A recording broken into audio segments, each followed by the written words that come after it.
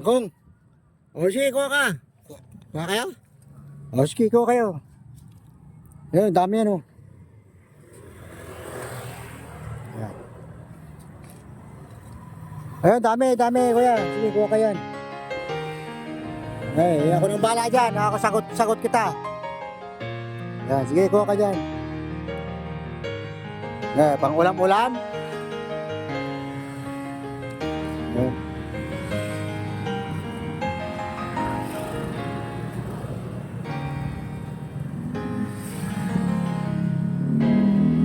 Ito nga, si Kuya, no, kumukuha na ng gulay.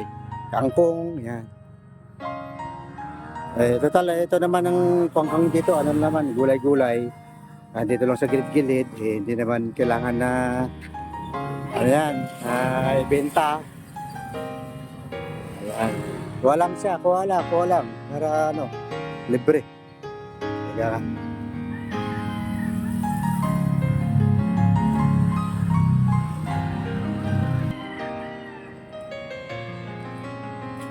Yan, masarap yan, adobong kangkong. Libre lang dito yan, ay gawat na ano, may ari nito pero okay lang yan, walang problema yan. Saka dito na naman sa mga gilid-gilid dyan. Dito kuya, marami, oh, to, yan. Kaya yun, dito, marami. Taga saan kayo kuya? Okay. Sige.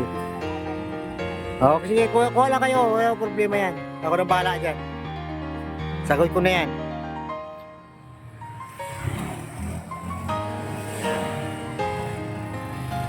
Yan, si Kuya, kahit ang buhay niya, ayan o, bike lang ang ginagamit niya sa harap buhay niya, pagpasok sa araw-araw. Ayan. Ayan lang. Sige kuya, kuha ka lang yan. Hanggat ang kaya mong makuha dyan, sige, kuha ka lang.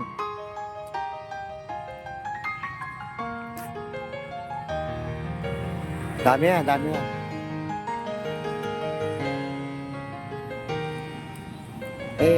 Adubuhin mo lang yan, okay na yan. Pang ulam, pang pagtawid, ano na yan, okay na yan.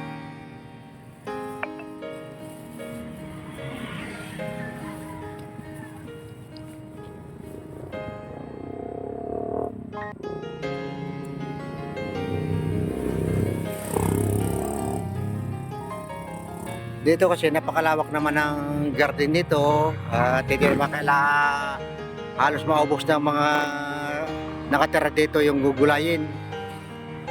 Ayan.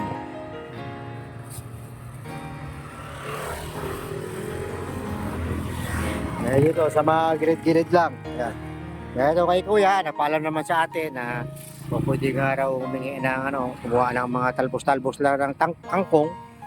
Okay lang naman. Tayo naman willing naman tayo magbigay. Willing naman tayo magbigay kahit hindi naman atin. Hindi, pero okay lang naman. At saka dito banda sa tabi gilid na ng kalsada naman to, okay lang naman yan.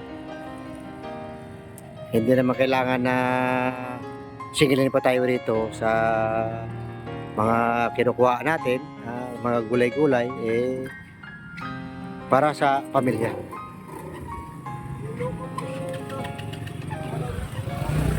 Ayun, masiraan pa.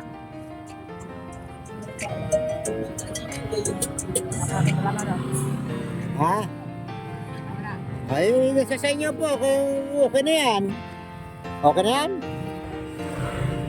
Okay.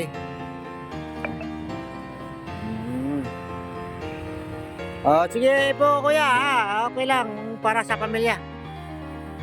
Ayan. Hi muna kayo. Ayan. Maraming salamat. Kuya. Okay, bye-bye na kuya.